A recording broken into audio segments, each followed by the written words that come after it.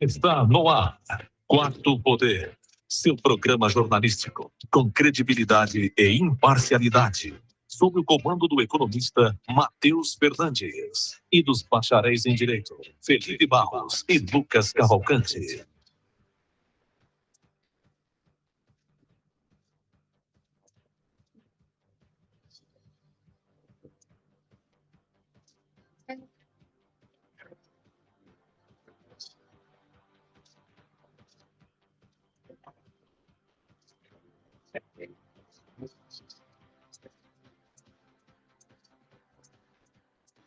Quarto Poder.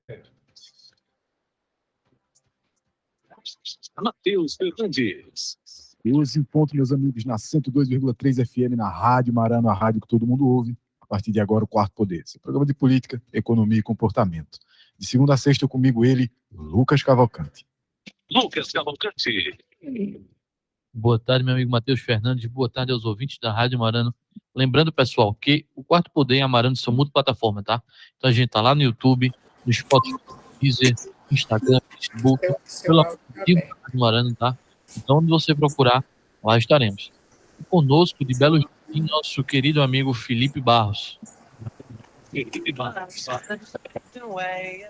Boa tarde, Lucas. Boa tarde, Matheus. Boa tarde a todos os ouvintes da Rádio Marano. Vai empolgar. Já entendi o que foi já. Porque o Spotify tá aberto aí, Arnaldo. Tem que dar uma regulada aí.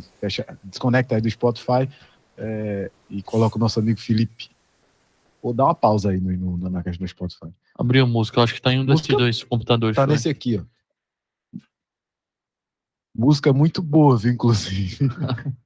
Eu esqueci. Olha, mais de antemão, antes de Felipe chegar, teve um pequeno problema técnico. Queria anunciar que amanhã a gente vai estar aqui com o Jorge Gonzalez, né? Pela segunda vez. Ele que vem. Vitória, viu, meu amigo? Vitória. Ele que vem como representante da OAB, né? Recentemente a gente teve uma fala dele lá em Caruaru. A gente teve um evento relativo àquele fechamento da Câmara Regional Caruaru, e aí eles conseguiram, né, vencer esse pleito. O TJ votou. Parabéns, viu? Votou contra, e é muito importante para a advocacia do Estado e para o cidadão de forma geral. Então, a gente fica bem feliz que ele virá amanhã. E é isso, já contando a novidade para vocês, vamos só produzir a arte e mais tarde tá lá no nosso Instagram, não é isso, Matheus? Exatamente. Mas diretamente de Belo Jardim, agora sim, Felipe Barros. Felipe Barros. Fala, Felipe. Boa tarde, Matheus. Boa tarde, Lucas. Boa tarde a todos os ouvintes da Rádio Marano. E Arnaldo, de novo, Arnaldo. Isso é sabotagem, né? Não? Na verdade, foi mais agradável, porque o Luciano deixou a música tocando no lugar da sua voz ali. Mas eu acho que é sabotagem de Arnaldo. Eu tô achando que sim. Foi não. Bom, a gente estava falando aqui, né, Lucas, que foi uma vitória ontem para OAB Caruaru e as OABs de forma geral no interior, né? OAB Pernambuco, na verdade, porque a Câmara Regional lá de Caruaru, ela abriga advogados de todo o estado, né, que precisam passar ali por aquela cidade ou para fazer audiência em cidade próxima. Então, é um espaço ali que é mantido pelo TJ, custeado pelo Judiciário, e ao mesmo tempo que eles aumentaram o valor do seu vencimento ali, na verdade, não exatamente o vencimento, mas daquelas verbas auxiliares ali, por exemplo, os auxílios, né, os chamados auxílios. E aí você tem um aumento, de fato, no salário, que repercute no salário, e na contramão disso eles queriam fechar a Câmara, né, com uma proposta de austeridade fiscal que, na verdade, meio que não existia. Mas ainda bem maquiado, né? Ainda bem que ontem o TJ votou contra, né? Acho que pela movimentação da OAB também, é claro. Movimentação política, inclusive, né? Com certeza. A prefeita Raquel Lira esteve aqui, a própria Priscila Krause foi uma das pessoas que pegaram essa luta na mão e disseram, não, vamos tentar trabalhar para que isso não aconteça. Aí amanhã vai estar o Giorgio? Vai estar o Giorgio aqui, o doutor Jorge Wellington viria, mas teve um contratempo, teve que viajar. Beleza. Então vem só o Jorge Gonzalez, tá? Ele é fera, né? Ele sempre... Aliás, o álcool em gel dele está aqui desde o dia que ele veio. Vai pegar aqui. A gente já gastou quase tudo. Olha, a gente vai para o intervalo rapidinho. Daqui a pouco a gente vai estar com um dos colunistas mais importantes desse programa e com certeza o mais sábio. 12h05, a gente volta em instantes. Quarto Poder, você sempre atualizado com o melhor conteúdo da notícia. Em Elite, todo mundo ouve. Marando, a super Doutor Gustavo, Pernambuco.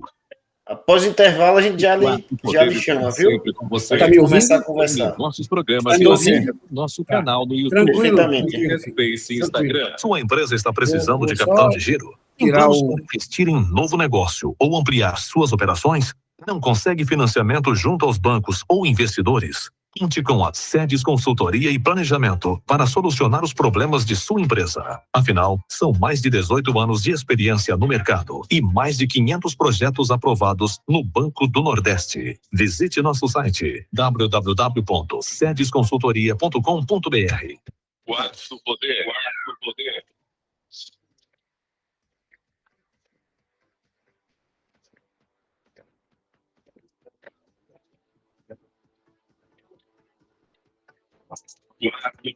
Quarto Poder.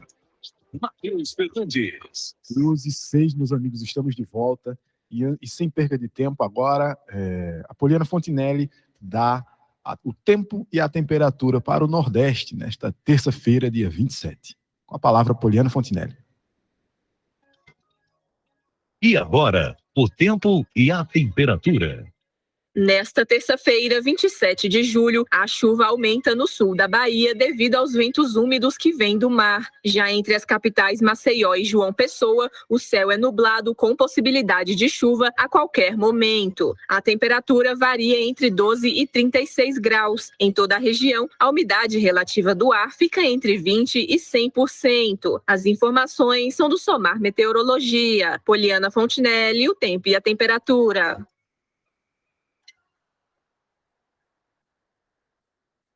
Pois é, meus amigos. Pouco de chuva, né? Possibilidade de chuva, mas aqui em Garanhuns o tempo abriu, tá?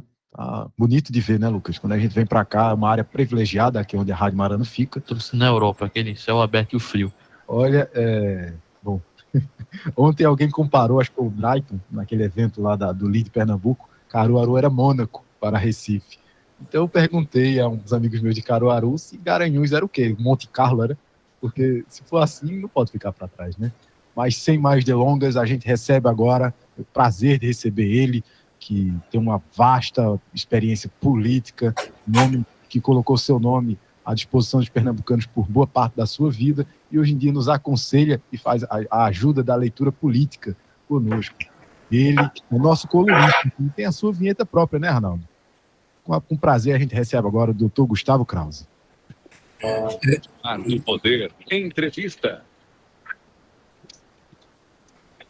Bom dia. Com Gustavo Krause. Boa tarde, doutor Gustavo. Prazer receber novamente. Um reverente boa tarde ao poder, né? Porque esse é o quarto poder. Eu já participei de o executivo, o legislativo, do judiciário não participei nem como réu, nem como autor. E no quarto poder só quando me dão o direito da palavra. E eu quero fazer aqui um agradecimento ao me chamar de sábio. Para chegar a sábio, meu amigo, é difícil. Eu sou um ser duvidante. Mas muito obrigado a vocês todos pela atenção comigo. Estou à disposição. Olha, a gente que agradece demais a presença do senhor, é sempre importante. E mais do que participar, o senhor faz, de fato, parte do programa, né? Sim. Um dos nossos colunistas e é uma pessoa que a gente tem grande admiração. É sempre bom ressaltar isso. Com certeza. A gente tem visto, doutor Gustavo, bom, o senhor já falou aqui, né, que o senhor participou de alguns poderes muito relevantes para a nossa formação de república, né, nesse país. E, bom, o senhor teve, inclusive, no cenário federal, né? O senhor esteve como ministro lá e também como deputado, já, enfim, exerceu diversas funções das quais os pernambucanos se orgulham de ter dado seu voto.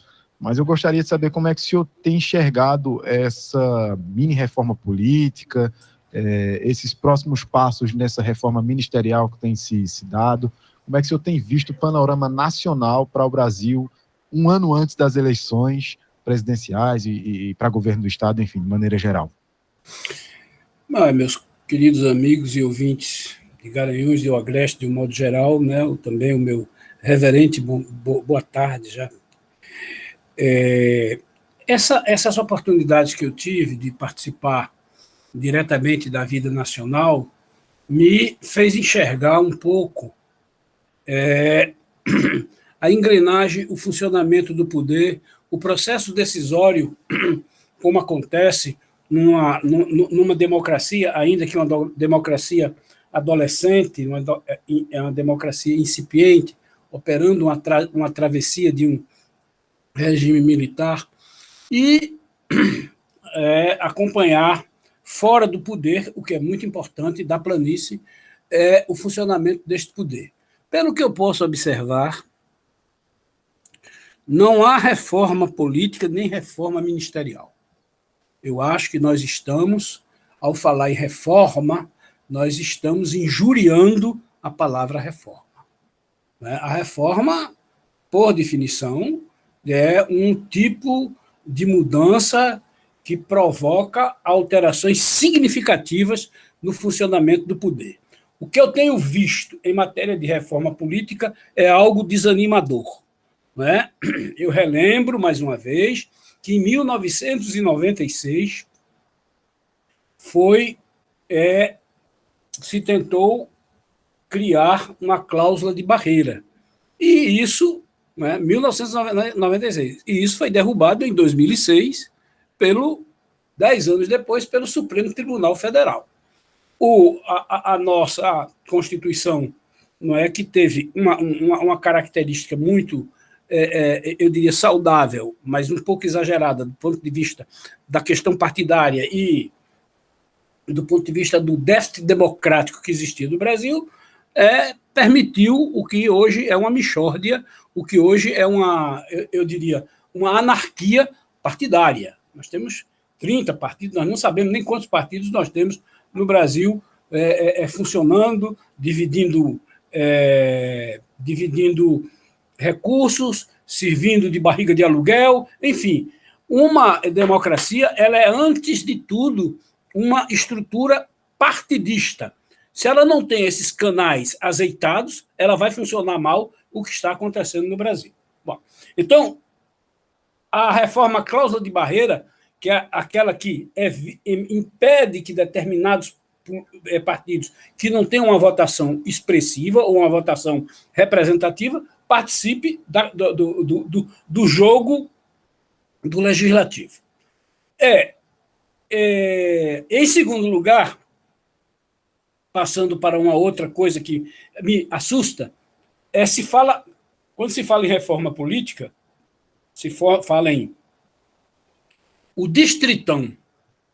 O distritão é uma monstruosidade e ele é vendido facilmente, porque você tem 25 vagas de deputado em Pernambuco, os 25 mais votados seriam eleitos.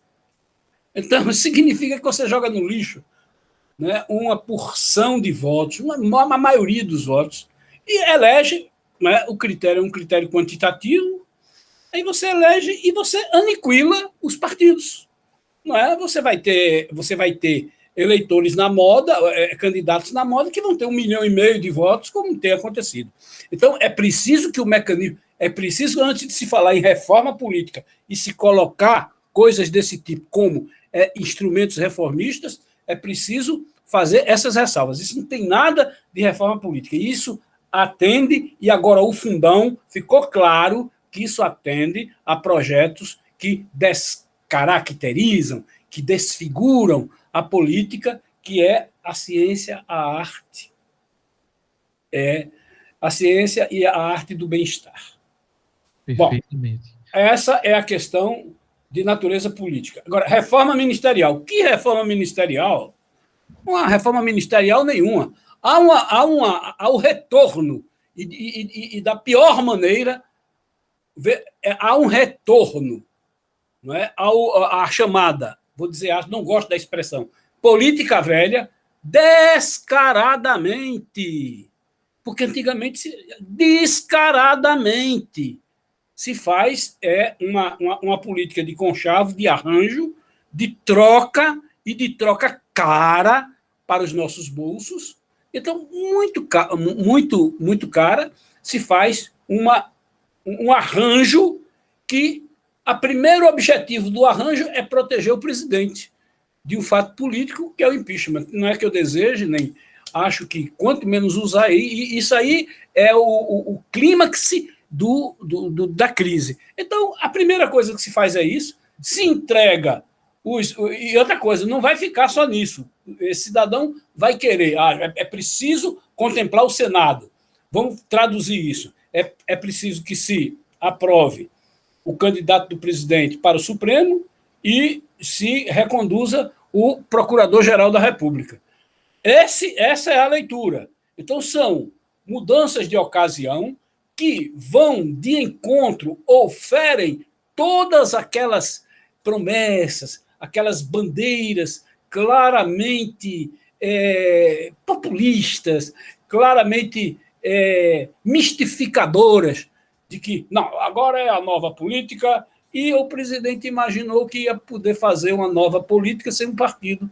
Então, é um caso raro no mundo que se tem dentro de uma democracia formal, que se tem um presidente sem partido. Então, não há reforma de governo, né? O governo funciona é incrível, o governo funciona bem ou mal, o governo funciona e o país, a nação funciona sem ter um chefe de Estado que aponte rumos e objetivos de longo prazo e objetivos estratégicos.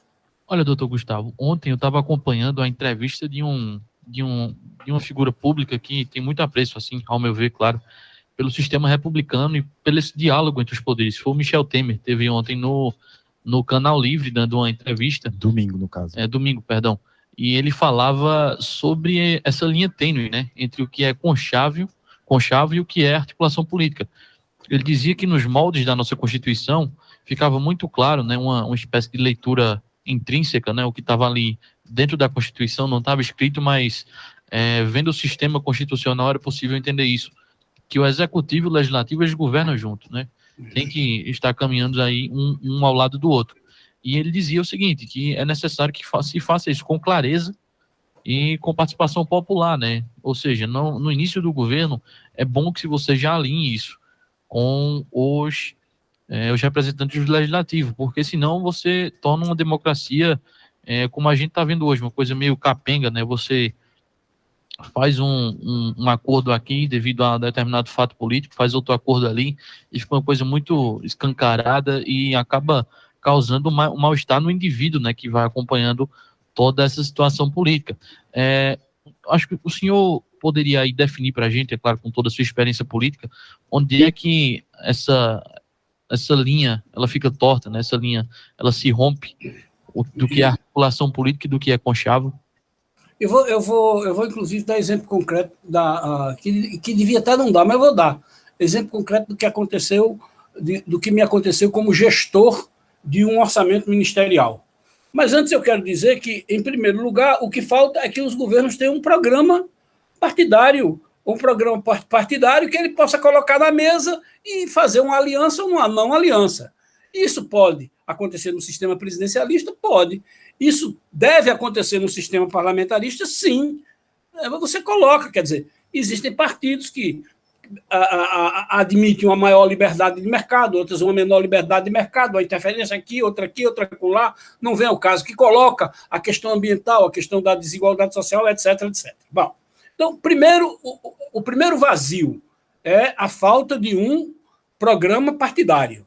Então, o que é que vai se lutar por quê? Por que bandeira?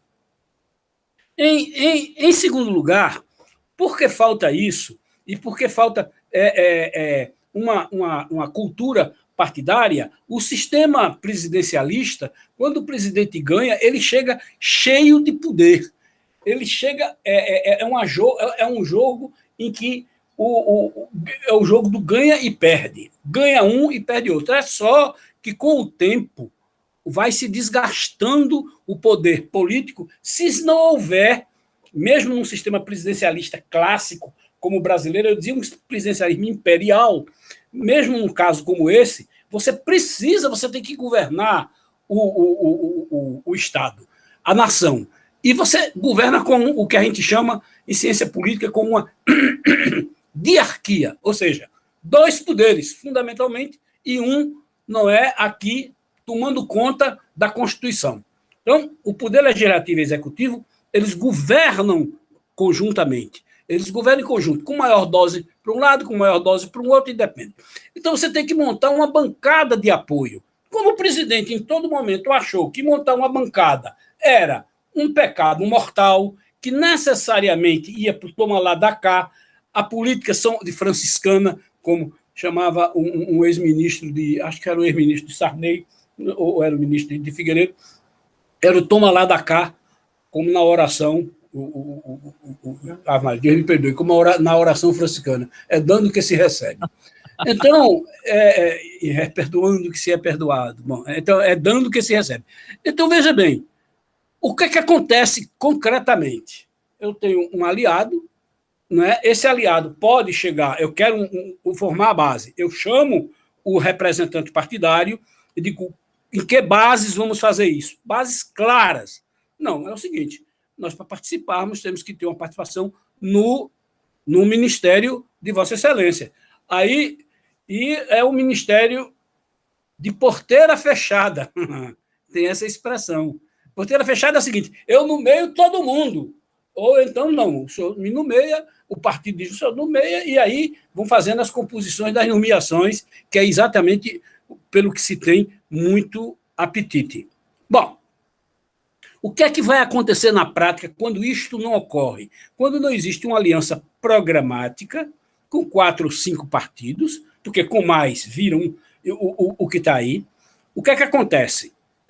O seu aliado, isso eu era ministro do Meio Ambiente, Recursos Hídricos e Amazônia Legal, e passava pelo Ministério a questão dos poços do Nordeste, não é? Da questão da irrigação, etc. Então, no dia da votação, por exemplo, da emenda para a reforma da Previdência, aí ligava para mim um deputado da região nordestina, ei, ministro, como vai? Nunca mais não falamos, estamos aqui, olha, numa luta danada aqui dentro vai ser uma votação, o senhor não sabe, essa reforma da Previdência é complicada, eu dizia, é historicamente complicado, olha, mas quero lembrar, viu? Não esqueça daquelas minhas emendas para aqueles poços artesianos lá no município tal. Pô, o que ele estava mandando recado para mim? Faça, viu? Porque você corre o risco de eu votar contra. Não estou dizendo que isso é pecado mortal, eu estou dizendo que isso é um mundo real, não é? Houve outro que eu disse, bom, aí esse outro queria um cargo na área financeira de um órgão vinculado ao Ministério. E chegou lá em tom ameaçador, dizendo, olha, eu não vou votar, e essa emenda aí vai depender de 2 ou 3 votos. Eu digo, rapaz, eu lhe dou uma diretoria administrativa. Não, eu só quero a diretoria financeira. Eu digo, não vai ter, não. Você vai e vote contra. E faça o seguinte, você pode receber essa diretoria. Agora, sem o ministro do Meio Ambiente. Você chega lá, pede ao presidente, o presidente me demite. Pronto, você tem. Então, chega a esse ponto o tipo de pressão. Eu estou lhe dizendo o que eu vivi, uma das coisas que eu vivi. Vivi muitas outras, mas essas duas eu trouxe assim como ícones, como lembranças, como referências do que as pessoas ouvem falar. Não, é uma aliança, não é aliança de coisa nenhuma, é uma troca. E uma troca que vai sair caro. Vai sair caro, já está cara. De fato, a gente viu que como o senhor bem exemplificou, eu acho que é necessário, e como o presidente Temer também reiterou, é necessário que haja clareza no trato quando se fala desses acordos, porque, de fato, se você tem um programa de governo, você tem com o que negociar exatamente. A gente vai continuar falando com o senhor, mas eu peço que o senhor aguarde um pouquinho, que a gente vai para um rápido intervalo comercial e volta já já. 12h24.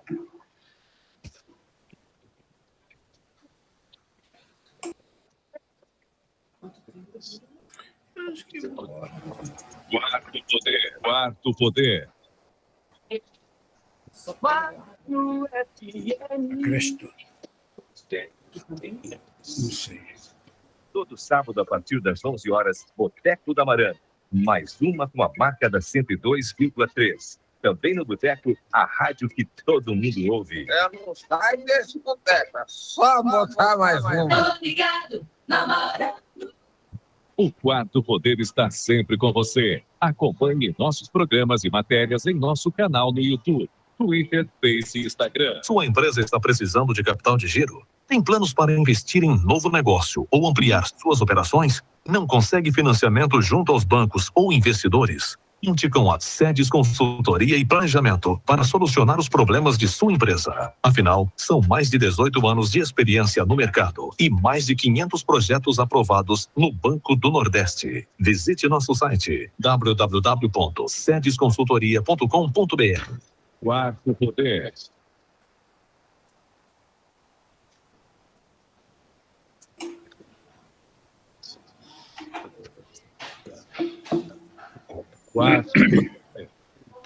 Felipe Barros. Doutor Gustavo, boa tarde. Estamos de volta aqui do intervalo. É muito bom, além de lhe ouvir, poder lhe ver dessa vez, né? Que a gente conseguiu finalmente que o senhor participasse conosco aqui pelo Meet. Então, aquelas pessoas que nos têm no YouTube vão poder mais tarde acompanhar visualizando também, não só ouvindo, né, essa nossa conversa, esse nosso bate-papo. Gustavo, eu vi que o senhor tocou num ponto que eu acho que é importante nesse momento, que eu queria discutir com o senhor. Nós discutimos já aqui no programa há muito tempo, o senhor tocou no ponto que é o populismo, né, e a gente está vendo aí que tem dois lados, né, para essa eleição de 2022, dois lados populistas, né? Um populista de esquerda e o outro populista que se diz de direita, que eu não o considero assim. Eu acho que o Matheus até discorda um pouquinho de mim, mas eu não o considero dessa forma. Eu acho que é o Bolsonaro do centrão mesmo, não é agora posicionamento claro, não. E nesse sentido, o que é que eu vejo eles fazendo? Eles se dizem como a única alternativa contra o outro lado, né? O Bolsonaro diz que é a única alternativa contra Lula, e Lula diz que é a única alternativa contra Bolsonaro.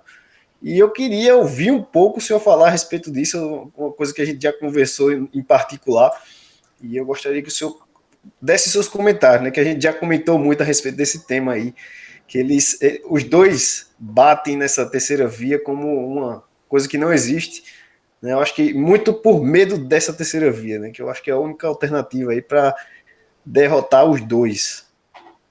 Bom, a teoria política sempre se ocupou, né, da questão da organização democrática, embora isso tenha tido como um marco a Revolução dos Estados Unidos, em 1776, foi a Constituição. E antes a Revolução Inglesa, depois a Revolução Francesa, que deu em Napoleão Bonaparte, enfim. Você teve vários movimentos no mundo todo para se tentar organizar de forma eficaz uma democracia. Quando a gente chega no século XXI, a gente olha para a maior democracia, para a democracia mais sólida e de maior e de grande longevidade, que é os Estados Unidos, e vê um populista ser eleito, chamado Trump. Então, o populismo é eu não vou chamar de doutrina, eu posso estar correndo um certo risco, chamar de ideologia mais ainda, um risco de cometer um equívoco.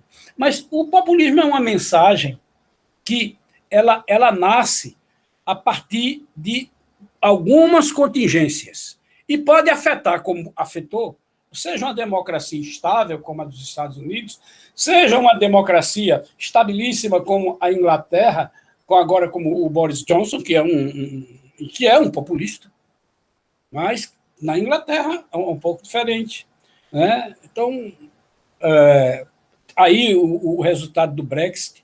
Então, o populismo, certo, é um tipo de mensagem que carrega com ele uma expectativa de poder, montado em certas circunstâncias. Primeiro, a mobilização da raiva e do ressentimento. Que, aliás, algum sábio diz que a raiva é um veneno que, para você matar o outro, você tem que tomar primeiro. Então, é um sentimento péssimo. Mas existem momentos em que você tem uma certa ira social, um conjunto de ressentimentos, o problema do desemprego, da desinflação, da corrupção. Você tem momentos em que essas circunstâncias se juntam e você fica à espera. E essa espera com ressentimento e vontade de confronto, de que surja alguém que possa lhe salvar disso aí. É nessa contingência do salvacionismo, não é? Da disposição da sociedade de ouvir bandeiras que são aparentemente simples de serem executadas, mas que são dificílimas, é fácil de prometer e difícil de executar. Então, o que aconteceu no Brasil foi a vitória de um populismo. Por quê? Faltava. Porque o governo, não é? Era um governo de transição. O Temer com muita habilidade, mas um governo de transição, que sofreu um processo de impeachment em que ele foi obrigado a utilizar certos mecanismos para se proteger. Você tem elementos contingenciais que justificam ou que levam ao populismo. Falta de exemplaridade dos líderes. Economia geralmente desorganizada. Sociedade extremamente desigual. E uma corrupção estrutural. Uma corrupção sistêmica, como a que acontece no Brasil. Ou não é corrupção sistêmica você meter 6 bilhões de reais para uma eleição? É corrupção sistêmica, inclusive com uma coautoria expressa. Com a coautoria expressa. Então, além dessas características, não é? O líder populista ele se encaixa porque ele revela uma proximidade, e precisa revelar essa proximidade com o homem comum, com aquele homem que está sofrendo. Ele revela um sofrimento, não apenas um sofrimento, alegrias, ele se identifica com o senso comum, ele se identifica com o homem que está sofrendo aquilo.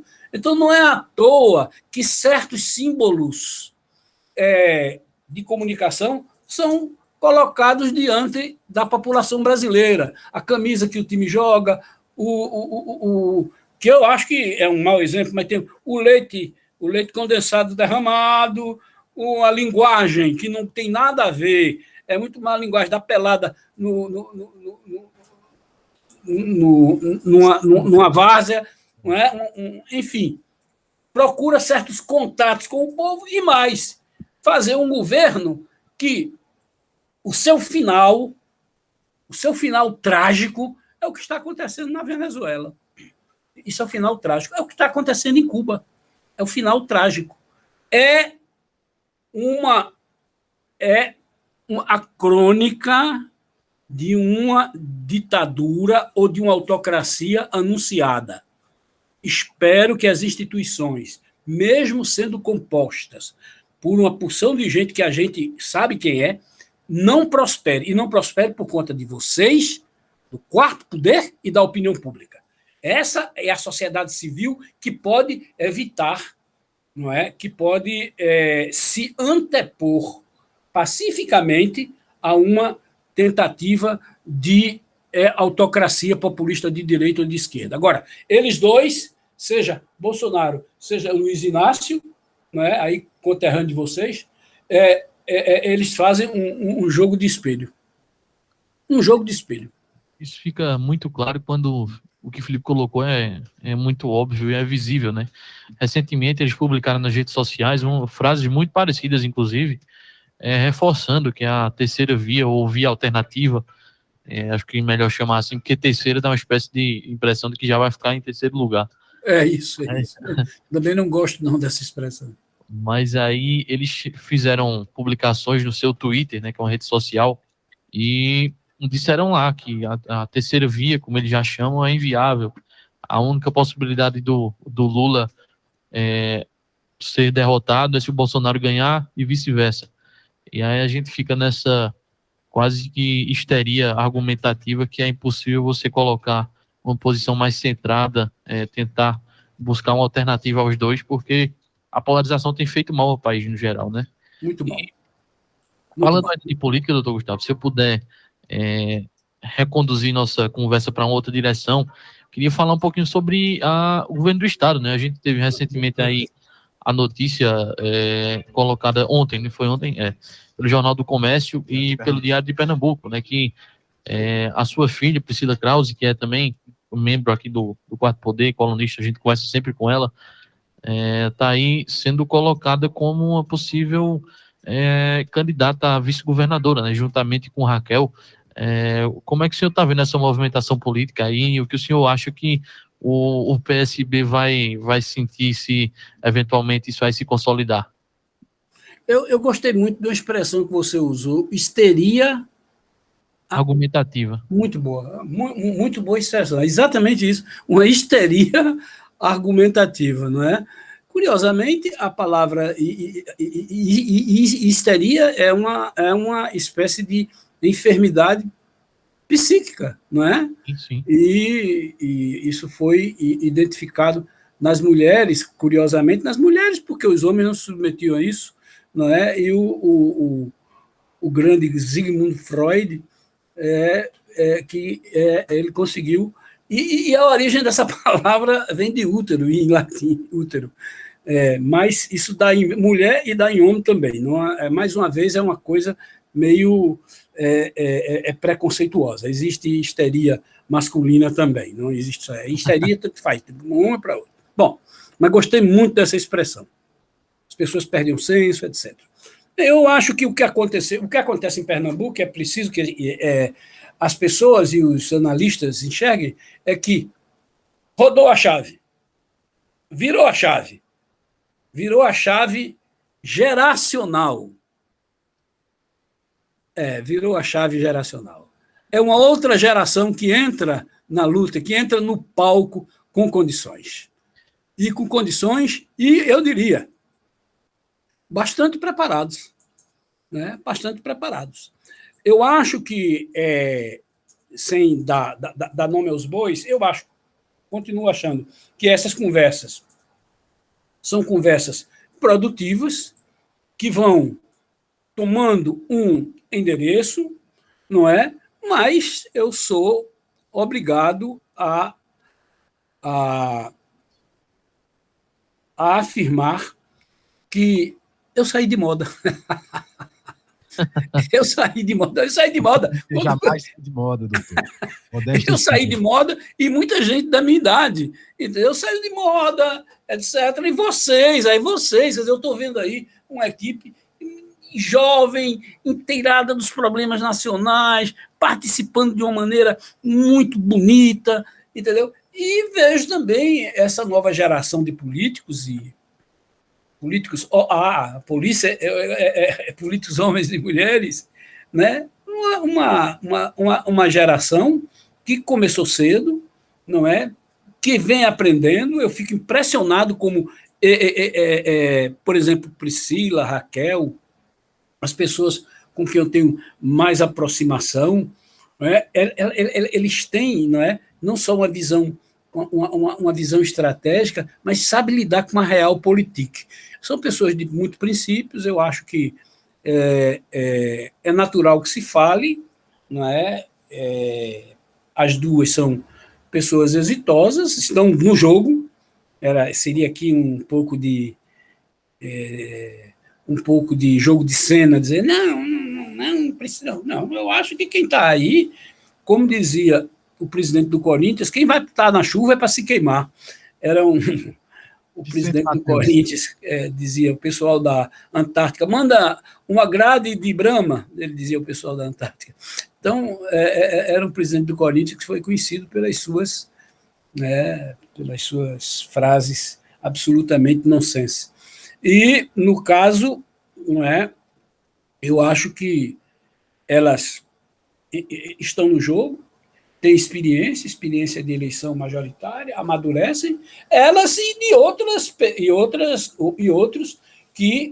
outros candidatos, ou pré-candidatos, ou candidaturas faladas, referidas, mencionadas de outros partidos que revelam, vou dizer mais uma vez, né? Rodou a chave, minha gente. Nós agora somos os velhos de Pernambuco. Olha, Eu já doutor, fui esse. não diga isso não, eu acho que na verdade é uma espécie de, pelo menos é assim que eu vejo, né, uma espécie de, a gente tá tendo agora as Olimpíadas, né, uma espécie de passar da tocha, né, aquela coisa Isso aí. que deixar o legado, mas se não fosse o percurso percorrido, né, escrito por quem estava atrás, obviamente não teria como passar a chama adiante. Então, eu acho que mais do que virar a chave é uma espécie de legado, né? Finalmente, aquilo que foi produzido durante tantos anos dando um resultado efetivo. É fácil ver isso. E ontem, se me cabe um complemento aqui, a gente sempre busca se informar da melhor maneira. Enquanto o Lucas estava vendo a entrevista do ex-presidente Michel Temer, eu estava vendo um evento em que o governador do Rio Grande do Sul falava com o LIDE Pernambuco, né? Que é a liderança de Pernambuco aqui, empresariais de forma geral, mas também participavam alguns políticos. E no desfecho final, o governador fez enormes elogios à nossa colunista e também prefeita de Caruaru, Raquel Lira, que possivelmente pode encabeçar essa chapa, né, com a Priscila, e já havia acontecido elogios por parte do João Dória, né? O João Dória também tinha dito que ia fazer uma declaração para Raquel, dizendo que adorava ela e de que ela era uma importante liderança dentro do PSDB e que ela era competentíssima, enfim, teceu várias declarações com muito carinho, muito respeito a ela, que lidera agora o Partido da Social Democracia aqui no Estado. E ontem, o outro lado da chapa, dentro da disputa do PSDB internamente, também rasgou elogios a ela, colocou ela lá em cima. Então, a gente observa que Pernambuco, de fato, tem sido protagonista até nas prévias do PSDB, né? Eu acredito que sejam verdade, de fato, os elogios, não tenho dúvida disso, mas que o apoio dela talvez seja primordial para a conquista interna desse partido que já governou o Brasil. Como é que se houver essa situação? Não, eu compartilho da tua visão e acho que essas pessoas estão falando com sinceridade. Com toda sinceridade, porque eu tenho há algum tempo que eu venho tendo informações do Rio Grande do Sul, por conta de amigos, ex-políticos, sobre o governador do Rio Grande do Sul. Olha, isso há uns 2 ou 3 anos atrás, olha aí.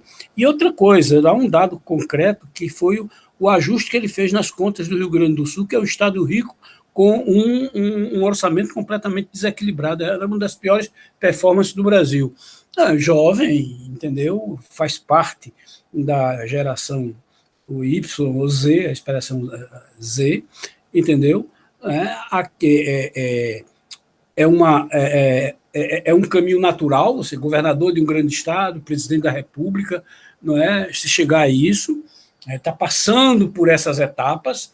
Quer dizer, não é nenhum outsider, nenhuma criança, nenhum rapazinho, não é um Mauricinho que vai fazer política, pelo contrário, uma pessoa densa, pessoa de personalidade forte, né? E a mesma coisa eu vejo aqui em Pernambuco, sou suspeito para falar, mas também falo de outras pessoas que têm a mesma idade, que têm o mesmo background, a mesma origem, também muito bem preparados, não é?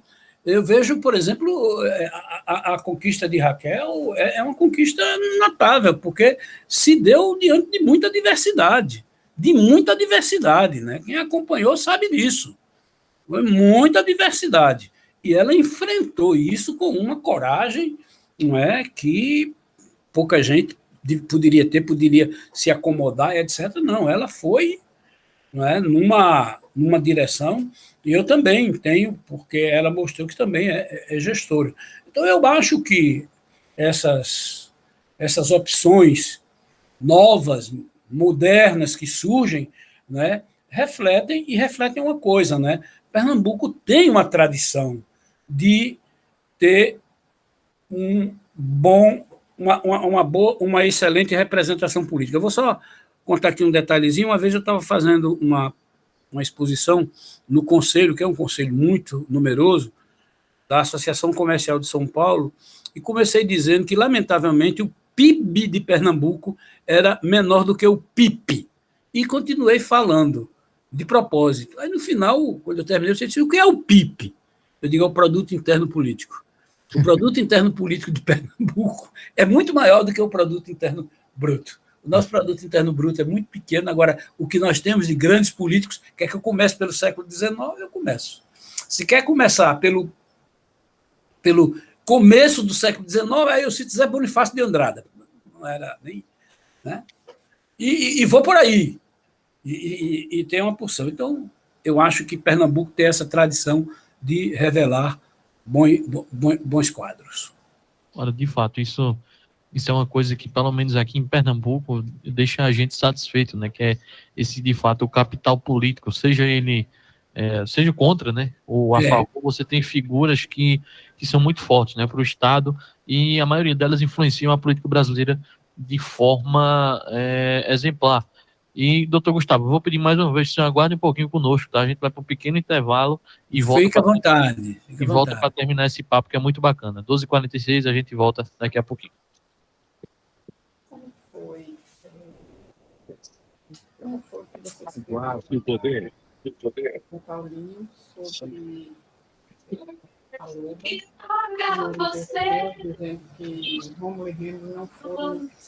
Não, eles não foram paridos, eles foram amamentados. Você botou parido. Eu botei parido, isso aí. Todo mundo ouve. Marane, a superpotência de Pernambuco. 102,3. Envie seu e-mail para ep4poder@gmail.com. ep4poder@gmail.com. Sua empresa está precisando de capital de giro? Tem planos para investir em novo negócio ou ampliar suas operações? Não consegue financiamento junto aos bancos ou investidores? Conte com a Sedes Consultoria e Planejamento para solucionar os problemas de sua empresa. Afinal, são mais de 18 anos de experiência no mercado e mais de 500 projetos aprovados no Banco do Nordeste. Visite nosso site www.sedesconsultoria.com.br.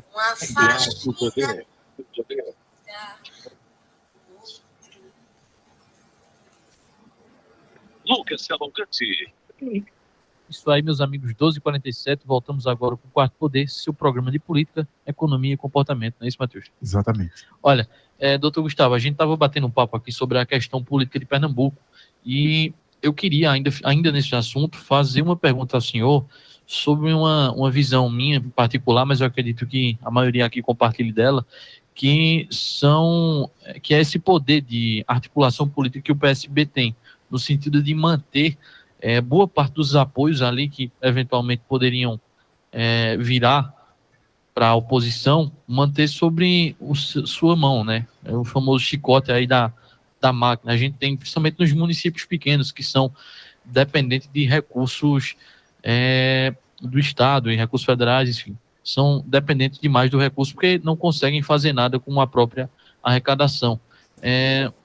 O senhor consegue ver uma solução no fim do túnel para esses municípios para que eventualmente eles consigam ser livres e poder, de fato, optar por seja o atual governo, ou seja, uma oposição, porque eu vejo, de fato, que há uma espécie de lastro de dependência que o governo do Estado usa para manter essas pessoas sobre a sua asa. Olha, Matheus, eu sou um federalista renitente.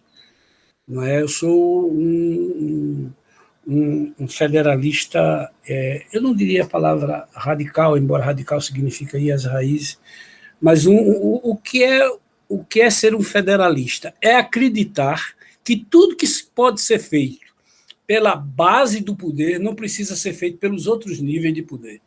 O federalismo é efetivamente a autonomia que se dá aos 3 níveis de governo.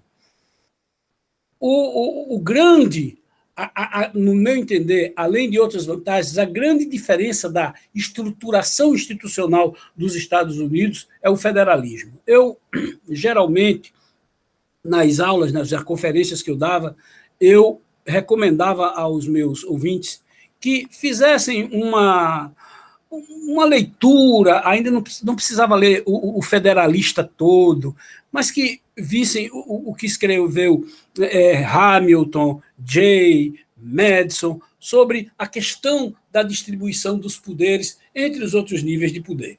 No caso do brasileiro, nós temos um federalismo de mentira, de marré-marré. É mentira.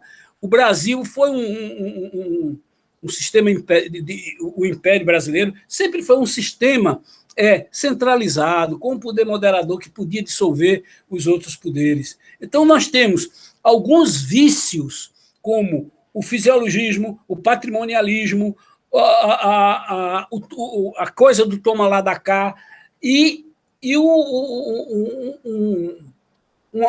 uma ideologia que eu chamo o pobrismo. Quer dizer, às vezes os prefeitos se sentem bem em dizer que tudo vai mal e eles estendem aquela mão de pedinte para o governo estadual e para o governo federal. Então, em primeiro lugar, é fazer uma boa gestão local. É possível? É. E é onde as coisas começam a mudar. É onde as coisas começam a mudar. Se não houver, dentro da visão da reforma política, uma visão de se criar, se ampliar. O que se fez no Brasil foi ampliar o número de municípios. Nós temos municípios no Brasil, 2 municípios, que não têm 1.000 habitantes. Serra da Saudade, por exemplo, não tem 1.000 habitantes. Mas você divide o fundo de participação. Então, por isso que a reforma tributária é difícil. Então, mantidas, não é? E você tem exemplares, mesmo assim você tem exemplares gestões municipais. Então, o que o governo A ou B faz não é nada mais, nada menos do que colocar em prática essa hierarquia abominável, que é a hierarquia efetivamente de um poder, não é? E cooptar os prefeitos com obras de faz de conta. Uma obra não sei de quê, o chapéu não sei de quê, obras que são meros, eu não diria, elas não reestruturam nada, são meros paliativos. Então, não existe nada no Brasil que possa mudar sem que a mudança se dê na base, de baixo para cima. Eu sou um federalista, um municipalista, a melhor experiência que tive na minha vida e a experiência em que eu percebi, em que pude, com alguma coisa, fazer alguma coisa para mudar a vida das pessoas, foi quando eu fui prefeito do Recife. Não que as outras funções não tenham sido funções que tenham, não é, e que que eu acho que eu tive a sorte de ser merecedor. Mas nada, o problema é muito mais estrutural, é isso que eu quero dizer a você. Enquanto você tiver uma cultura política predominantemente centralizadora, os hábitos fisiológicos, não é? E esse pobrismo, esse pedido de esmola frequente, nós não podemos ter um país bem administrado. Eu até fiquei um pouco satisfeito quando eu vi uma frase, menos Brasília e mais Brasil, mas como tudo que o governo diz é mentira, então... Pois é, doutor, a nossa conversa está muito boa, mas infelizmente nosso tempo acabou. Eu gostaria de pedir ao senhor uma dica de livro aí, pode ser aquele que o senhor está lendo agora, né, para nossos ouvintes e até para nós aqui do Quarto Poder, sempre enriquecedor seus conselhos. Vocês têm que ler, eu estou no último capítulo de O Crepúsculo da Democracia, de Anne, A-N, eu não sei se tem 2 N, eu só tenho um, é Anne Tattebaum, como é o nome da danada, meu Deus, está no meu último artigo. Anne, termina com Baum. Applebaum, né? É O Crepúsculo da Democracia. Né? É um livro que revela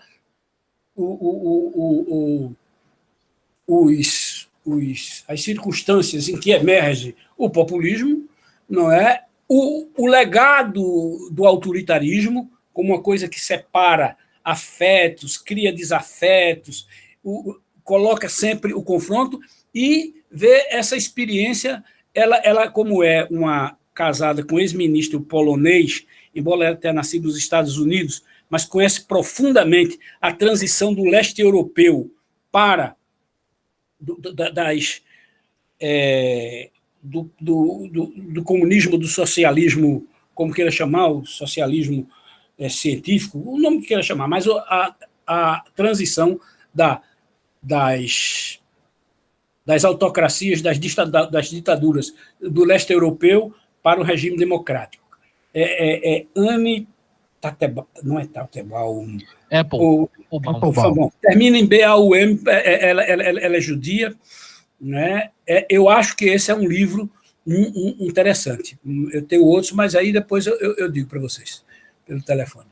Perfeito. Fica aí a indicação do Dr. Gustavo Krause. Mais uma vez, a gente agradece demais a sua presença aqui. Papo muito bacana hoje, com certeza. Crepúsculo da Democracia. O Crepúsculo da Democracia, Anne Applebaum. Aqui, termina em B-A-U-M. Agora eu não me lembro se é... Apple. Applebaum. Apple. Termina com B-A-U-M. Baum. É isso. Tattelbaum, alguma coisa desse tipo. Mas entrando em Crepúsculo da Democracia, seja no Kindle, seja no livro Físico. Físico, chegará. E acho importante que vocês leiam e que os autores, e quem se interessa a ler, porque ela tem um conhecimento de causa notável. É uma mulher brilhante. Doutor Gustavo, a gente só tem a agradecer pela dica e pela aula que o senhor nos deu hoje sobre política, de maneira geral. Sua análise é sempre muito bem-vinda aqui no Quarto Poder. Eu agradeço e estou sempre à disposição de vocês. A Marano, a querida Marano, não é? Sim. A querida Marano, que acolhe o quarto poder, não é? Apenas quando a minha cara estiver enchendo o saco do ouvinte, aí vocês não me chamam mais. De forma alguma. Inclusive, hoje o ouvinte que tem aquela curiosidade de saber quem era o homem por trás da voz vai poder saber, vai estar no YouTube, está sendo gravado aqui. Então, já. O homem por trás da voz. O rosto de Dr. Gustavo. E também o pessoal que acompanhou pelo aplicativo e pelo site, né? Mas agora a gente vai para rapidinho conversar com o professor Écio Costa, ele que na coluna de hoje fala que o Nordeste, olha aí, o Nordeste sempre na vanguarda, bate recorde na geração de energia eólica e solar, atendendo 100% da sua demanda em alguns dias, tá? A palavra ao professor Écio Costa. Olha, e vai atingir, desculpe, e vai atingir... Soluções para a sua empresa. Economia com Écio Costa.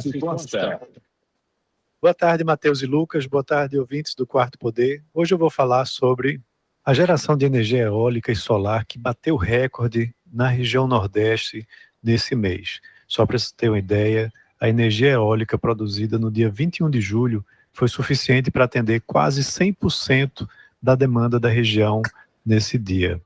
É muito importante, né, a gente entender que a região Nordeste tem um potencial significativo para a geração dessas duas fontes de energia alternativas, né? A solar e a eólica. Nós temos ventos fortes e temos um índice de insolação também significativo que termina ajudando muito isso. E no mês de julho, em mais de um dia, nós tivemos uma geração que foi muito importante, né, para gerar energia suficiente para atender a demanda da região Nordeste naquele dia. Como eu disse, no dia 21, o ONS, né, que é o Operador Nacional do Sistema Elétrico, identificou uma marca inédita de 11.094 megawatt médios, capazes de atender quase 100% da demanda da região Nordeste nesse dia.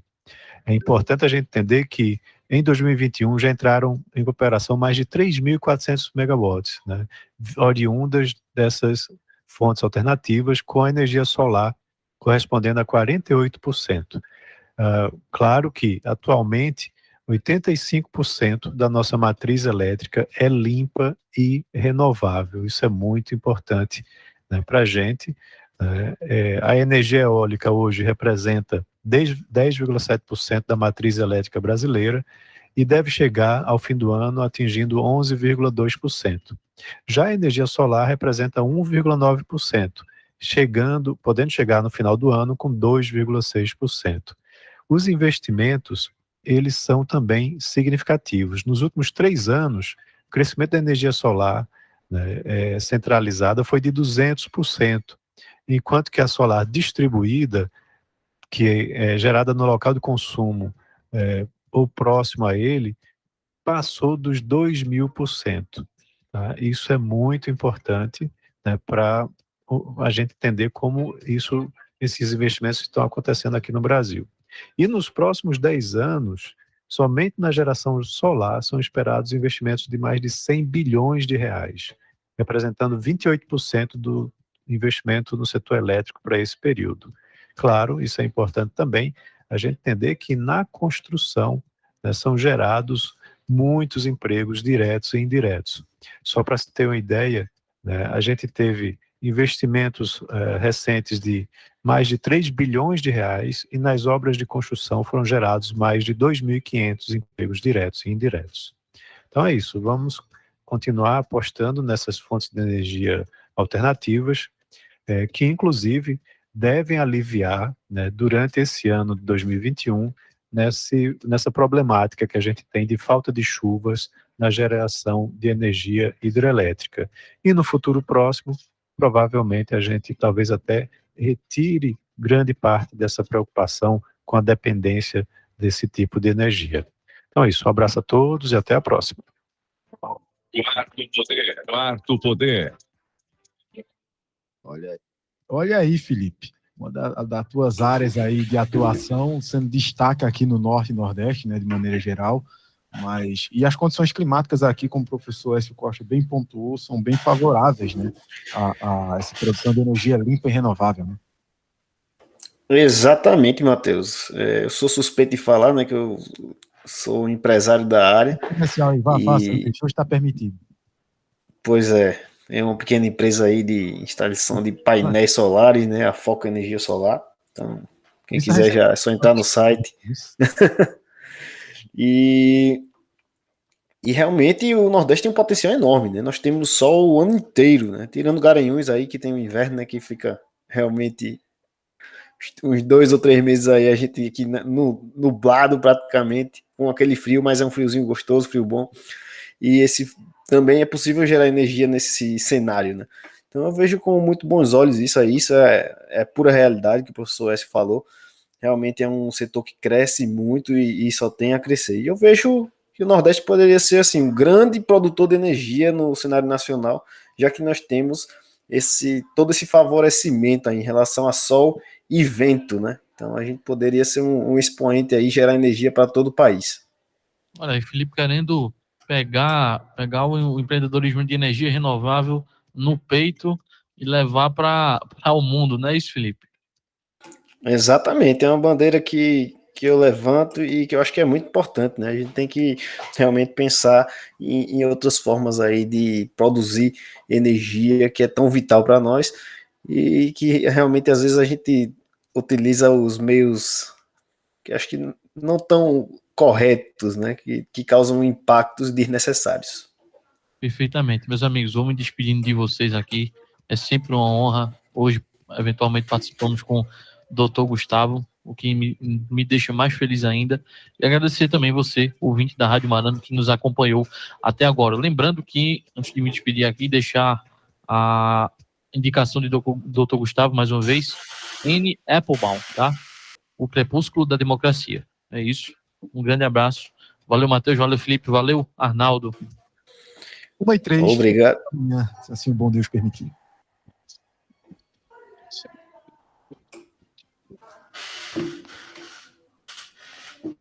Você ouviu Quarto Poder, seu programa jornalístico com credibilidade e imparcialidade. E logo você no centro